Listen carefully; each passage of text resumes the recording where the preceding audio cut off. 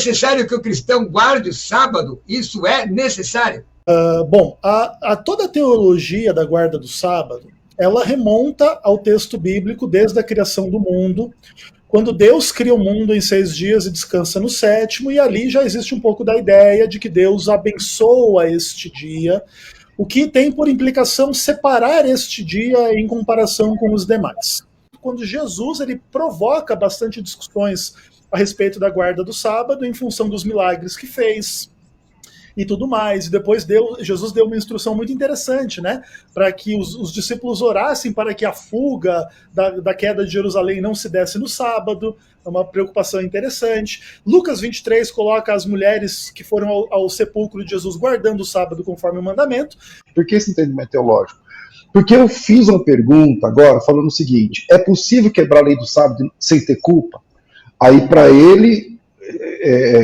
essa pergunta é uma pergunta boba, mas é uma pergunta que não tem saída para o adventista. Por quê? Porque ele vai ter que agora elevar o cargo do sacerdote num nível transcendental para que ele possa, para que faça sentido ele quebrar o sábado enquanto oferece sacrifício. Na verdade, o pastor Ezequiel sabe que o ofício do sacerdote, não somente sacerdote, mas os levitas e tal, enfim, o ofício sacerdotal, ele é colocado pela Ellen White como um serviço cerimonial. Está dentro lá das oblações, dos sacrifícios, é tudo cerimonial, são todas cerimônias. E essas cerimônias, elas apontam para Cristo, assim como o sábado aponta para Cristo. Então, no dia do sábado, que para o adventista é um dia mais especial que os outros, o camarada quebra esse dia, para quê? Para trabalhar. Porque o que o sacerdote faz? Ele faz sacrifício. Qual é o trabalho do sacerdote? Fazer sacrifício. Então agora ele tem que arrumar textos onde esse serviço é extremamente elevado, não sei o quê, mas não vai ter esse texto. Levítico 17. Se o homem imputar culpa de sangue, derramar culpa de sangue à porta da tenda da congregação como oferta ao Senhor, vai ser eliminado do meio do seu povo, etc. Existem vários textos assim. E eu concordo contigo, César, que é o seguinte: esse entendimento de que a lei cerimonial ela é extremamente elevada e simboliza a obra da salvação, e se você pecar contra ela você não tem perdão, é um princípio teológico, obviamente, não é um texto, né? E a ideia basicamente tem por implicação o seguinte: se a gente tem Cristo, vamos dizer assim, nós temos perdão dos pecados contra a lei moral. Concorda comigo? Então, por exemplo, se um dia na minha vida eu transgredi o sábado, eu adulterei, eu roubei, eu menti, eu fiz qualquer coisa errada, em Cristo eu tenho perdão desse pecado, legal. E se eu negar a Cristo, eu não tenho perdão desse pecado, certo? Então o que a gente entende? Que todo o ritual do santuário funcionava da mesma forma na antiga aliança. Você tem o perdão do pecado no sacrifício, mas se você profana o sacrifício, você não tem perdão do pecado. Então, diante disso, o que a gente entende? Que o sacerdote, ele fazia o trabalho de Deus, o trabalho de Cristo. E esse trabalho, ele é permitido no sábado. O que não é permitido no sábado é o trabalho do homem, para o homem, pelo homem, para o homem. Agora, o trabalho que Deus designou o homem que o homem fizesse, esse trabalho tem que ser feito. E esse trabalho tem que ser feito no sábado, é feito no sábado, tanto que o pastor adventista trabalha no sábado. Por exemplo. Etc. Entendeu? Lá no debate que eu fiz com o pastor Paulo, junto com o Cruvinel, a gente falou de Tiago capítulo 2, versos 10 a 12, que fala assim: qualquer que guarda toda a lei, mas tropeça em um só ponto, se torna culpado de todos, porquanto aquele que disse não adulterarás também ordenou não matarás. Se você não adultera, porém mata, venha a ser transgressor da lei, e você deve falar e agir de tal maneira como quem vai ser julgado pela lei da liberdade. Então a implicação que eu enxergo nesse texto é que você não pode transgredir nenhum dos 10 mandamentos, aí nesse caso você teria também que guardar o sábado. Seu entendimento é diferente? Como é que você entende aí Tiago, capítulo 2, versos 10 a 12? Bom, o decálogo, ele tem um caráter, eu acho que você também já concordou, ele tem um caráter educacional, ele tem um caráter didático. E o caráter, a lei, se o caráter é didático, eu estou falando para quem chegou agora, por exemplo, por que o caráter é didático? Porque ninguém consegue guardar, ninguém sai ileso dos 10 mandamentos. Ninguém consegue guardar os 10 mandamentos, sabe? Viver plenamente vamos dizer que a pessoa ela vai viver só 20 anos de vida. Se ela viver 20 anos de vida, e todos nós aqui temos mais que o dobro disso, se ela viver 20 anos, ela vai quebrar ou todos ou quase todos os mandamentos, ela vai quebrar esses mandamentos algumas vezes por dia, algumas vezes por semana, enfim, não vai funcionar. Então, essa realidade de que ninguém consegue guardar os 10 mandamentos, transforma a lei numa questão educacional e não exatamente funcional. Eu não estou dizendo que a pessoa tem que adulterar, tem que odiar o pai e a mãe. Então, não. Eu estou dizendo que se Deus fez uma lei com 10 regrinhas que ninguém consegue guardar, e o senhor concorda comigo, que ninguém consegue guardar, porque se eu perguntar para você assim, ó, o irmão guarda o sábado do jeito que a Bíblia manda? Não. Qual a sua resposta? Não. Então você quer que todo mundo faz uma coisa que nem você faz. Então veja, se a lei tem esse caráter didático, então... Por que a lei tem esse caráter didático? Porque a lei em si nunca teve poder para transformar. Veja o que o apóstolo Paulo diz a respeito da serventia da lei em Romanos 7,7. Ele diz assim, ó, que diremos, pois? A lei é pecado? De modo nenhum. Mas eu não teria conhecido pecados senão por intermédio da lei. Pois eu nunca teria conhecido a cobiça se a lei não dissesse, não cobiçarás. Dessa forma, fica claro que o caráter da lei é didático. Deus não deixou a lei esperando que alguém cumprisse na sua totalidade. Porque ele é sábio, ele sabe tudo, ele é onisciente. Mas, então, se Deus deixou a lei sabendo que ninguém ia conseguir cumprir, por que existe a lei? A lei veio para demonstrar o caráter ilibado de Deus a partir dessa experiência de ninguém conseguir vencer esses 10 mandamentos, revelar em mim, em você, em todo mundo que está ouvindo, a verdade, que nós precisamos, na verdade, de ajuda. Se você ler o texto que você está perguntando para mim lá de Tiago 2, se alguém consegue guardar todos os mandamentos, mas transgredir um só, e ele nem tá, o texto lá nem é o decálogo não aparece ali, mas os mandamentos de Deus, e transgredir um, é culpado de todos, ou seja, todos nós precisamos de um Salvador. É isso que está escrito no texto de Tiago, não somente de Tiago, mas essa é a mensagem do Evangelho. A lei, pessoal, nunca aperfeiçoou ninguém. E quem disse isso? O autor aos Hebreus, capítulo 7, versículo 19. Diz assim, textualmente, pois a lei nunca aperfeiçoou coisa alguma. E por outro lado, se introduz esperança superior, através da qual chegamos a Deus. Eu repito, Hebreus 7,19. A lei nunca aperfeiçoou coisa alguma. E por outro lado, quer dizer, ao contrário disso, se introduz esperança superior, através da qual chegamos a Deus. Para que serve a lei? Para apontar o quanto eu e você somos pecadores. Romanos 3,20. Visto que ninguém será justificado diante de Deus por obras da lei, em razão de que pela lei vem o pleno conhecimento do pecado. É para isso que vem a lei. Tiago diz, se alguém transgredir um, é culpado de todos. Eu perguntei, você guarda o sábado? Você falou, não. Do jeito da Bíblia? Não. Então você também transgrediu. Ou seja, você, estamos todo mundo no mesmo barco, porque a lei de Deus tem esse caráter didático de dizer assim, você precisa de Cristo, você precisa do Salvador. Sim, e assim, ó, só me permite, César. Fica à vontade, porque o pastor César foi bem extenso aí. César, eu concordo em gênero e número e grau com você. A única discordância nesses aspectos é o seguinte, a questão didática de nos revelar pecadores não é a única função a qual a Bíblia aponta na concessão da lei. Por exemplo, Êxodo 20, verso 20, já diz uma história um pouco diferente. Olha só. Respondeu Moisés ao povo, não temais, porque Deus veio vos provar, e para que seu temor esteja diante de vós, a fim de que não pequeis. Um dos aspectos também da lei de Deus, que ela nos é dada, não somente para servir como ilustração da nossa incapacidade, das nossas transgressões, mas também para que a gente não transgrida. Então, por exemplo, qual que é a minha dificuldade com a tua argumentação, César?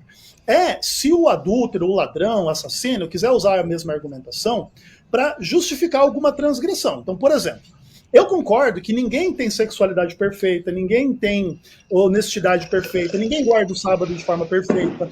Mas isso não pode ser uma desculpa para poder transgredir aquilo que não se faz perfeitamente. Porque senão você já nem consegue mais, vamos pensar assim, falar contra um pecado moral, contra os 10 mandamentos. O cara é um ladrão, mas ninguém é perfeito mesmo, então tá tudo bem, mas ele acredita em Cristo, tá tudo bem. Acho que esse é um pouco do problema. E a gente aplica essa mesma lógica à guarda do sábado, que é uma coisa que a maioria dos evangélicos não faz. Mas fora esse aspecto, César, eu concordo 100% com você. Nós não somos perfeitos, adventista não é melhor do que quem não é adventista, nenhum de nós guarda o sábado como deveria, ou tem a sexualidade como deveria, ou tem a verdade como deveria, ou tem tudo como deveria. Mas isso não pode ser uma desculpa, ou não estou dizendo que vocês usam como desculpa, mas isso não deve ser uma justificativa para uma transgressão de qualquer dos 10 mandamentos. Você concorda comigo nesse aspecto? Pastor César. Não concordo. Não concordo. Bom, vai lá. Posso falar? É o seguinte. Sim. Na verdade, eu vou te explicar porque eu não concordo. Pode falar, pastor Curvina, pode falar. Não, tá certo. Pode continuar, pastor César. Pode continuar. Deu tempo de você tomar o seu suco gelado, que eu vi que tem gelo. Porque eu exatamente. Que o pastor Ezequiel compara o adultério à guarda do sábado. Mas a Bíblia não diz... Claro. Os não guardadores de sábado não entrarão no reino de Deus. Ele não diz, a Bíblia não diz isso. Mas ele tem que... Então, mas é que o pastor Ezequiel Gomes, como bom adventista, como manda o figurino, você está entendendo? Ele entende que a guarda do sábado é um pecado moral, né? Um pecado de ordem moral contra Deus. E aí está no mesmo nível do adultério. Na vida real, os adventistas entendem o sábado acima, inclusive, mas é um outro assunto. Vamos lá, porque eu não concordo com isso. É difícil para um legalista lidar com o assunto da graça.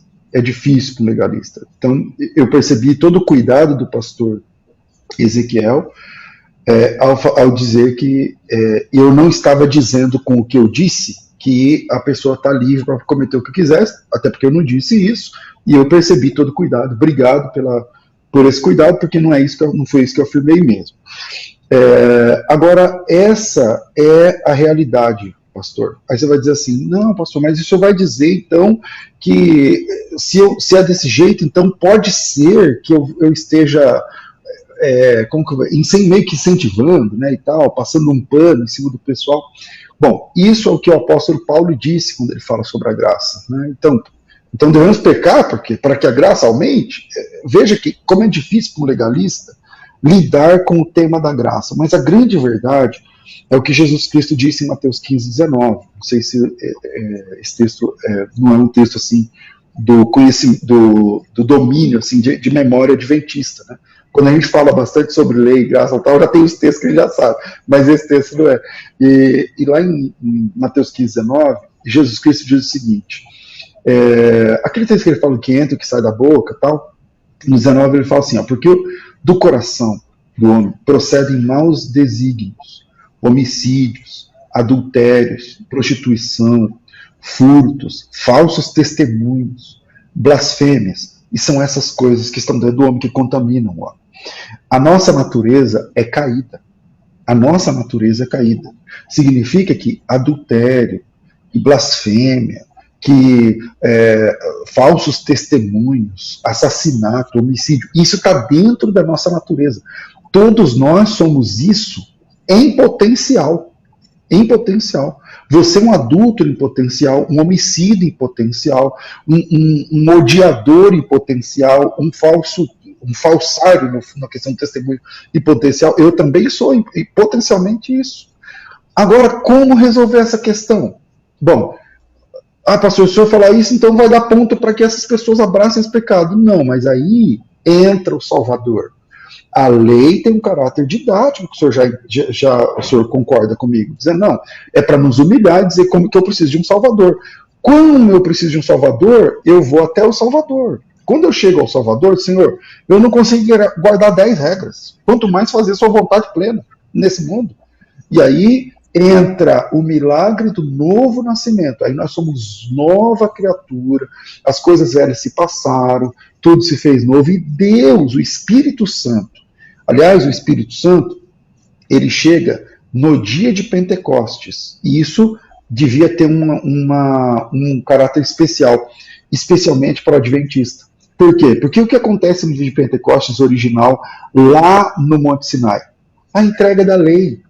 No dia de Pentecostes acontece a entrega da lei. O senhor sabe, acho que o senhor sabe disso, que a chegada da lei é no dia de Pentecostes. E o que acontece no dia de Pentecostes no cristianismo?